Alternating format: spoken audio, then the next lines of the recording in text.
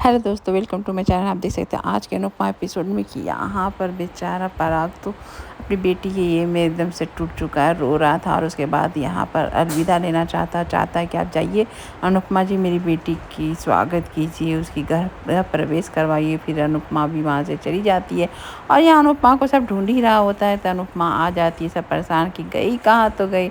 सब क्वेश्चन भी करते हैं। यहाँ अनुपमा झूठ बोल देती है कि मंदिर गई थी, दर्शन कर लिया, और वहाँ आ जाती है और यहाँ कान में आकर प्रार्थना को बोलती है तुम्हारे पापा अच्छे हैं, और ये सुनकर कोई भी बेटी और भी खुश हो जाएगी।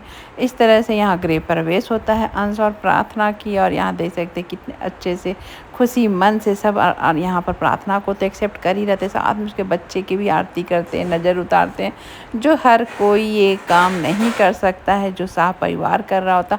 उसके बाद अनुपमा यहाँ 5 पन्नों वाला भाषण देती है कि पति पत्नी का नया सफ़र शुरू हुआ तुम्हारे साथ। और यहाँ अपना और अंश एक चीज़ मांगते हैं कि हम लोग एक गिफ्ट चाहिए, तो गिफ्ट में सोचिए क्या मांगते हैं। अनुपमा को अपने साथ रहने के लिए यहाँ दोनों बोल रहे होते हैं। अब अनुपमा फिर से वही सिचुएशन में आ जाती है। अब डांस रानियों का क्या होगा। अनुपमा ये सुन के तो पहले जसप्रीत को ही देखती है, उसके बाद कुछ यहाँ पर कोई रिएक्शन नहीं आता है।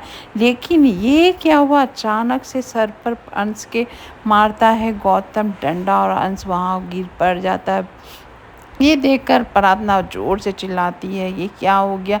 तो ये रहे इतनी बड़ी खुशी के साथ इतना बड़ा गम, ये कैसे हो गया। यहाँ पर प्रार्थना जैसे ही चिल्लाती है, गौतम आता है और बोलता है मैंने बोला था कि जब तुम मेरी नहीं तो किसी की भी नहीं होने दूंगा, जा अब अनुमा को बुलाओ। और अनुपमा वहाँ और तैयार थी और अपने बाकुड़ा को ऐसे ज़मीन पर गिरे पर दे देख एकदम से जोर से चिल्लाती है। तभी वहाँ से भागती प्रार्थना आती है तो प्रार्थना को भी मार के नीचे गिरा देता।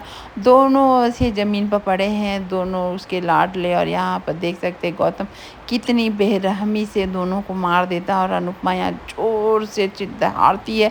लेकिन भाई ये सब सपना होता है, वो भी अनुपमा का इतना भयानक सपना कि वो खुद भी डर जाती है कि भगवान क्या अंदेशा देना चाहते हैं। वो पराग जी से बोलेगी और वो गौतम को वही ठीक कर सकता है, इसका बोलना होता है अनुपमा को।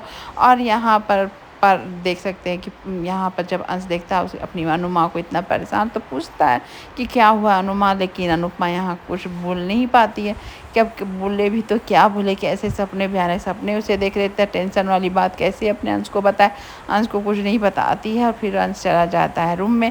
यहाँ पर अपनी पति पत्नी वाला टाइम बिताता है अंश। लेकिन यहाँ पर प्रार्थना भी बहुत खुश है कि ऐसा फैमिली, ऐसा परिवार मिला जहाँ मेरे बच्चे को भी इतना प्यार और लाड दिया जा रहा। लेकिन उसे डर है गौतम का कि गौतम चुपचाप नहीं बैठेगा। यहाँ पर अंश बोलता है कि चलो आज तो उसकी बात मैं नहीं करूँगा, अनुमा है ना, तो क्या फिक्र है। यहाँ अनुपमा को अपने बेटे समर की बहुत याद आती है, क्योंकि समर भाई अब ससुर बन चुका है और वही पूछ रही होती है सपनों में कि समर तुम खुश है ना, तुम अब मम्मी क्या करता है, तुम अब ससुर बन गया, कुछ दिन में तेरा बेटा ही बाप बन जाएगा। इस तरह से सोच रही होती, तभी आ जाती है वहाँ लीला यानी माँ आकर देखती है कि अनुपमा इतनी रात तक सोई नहीं है, उसे कंधों को दबाती है। और उसके बाद इतना काम है, जन्माष्टमी है, डांस का कंपटीशन है, तो तुम्हें ठीक होना होगा, जन्माष्टमी मनानी है। जन्माष्टमी का नाम लेते ही अनुपमा को अपने अनुज का बर्थडे और अनुज याद आ जाते हैं कि वो अनुज का बर्थडे कैसे से अच्छे से सेलिब्रेट करती थी। और अनुज का नाम आते ही इतने अच्छे जो सॉन्ग बजते हैं ना पुराने 90s वाले, वो तो सुन के मन खुश हो जाता है। और एपिसोड यहीं पर आज का ख़त्म भी होता है। Thank you for watching video and bye bye.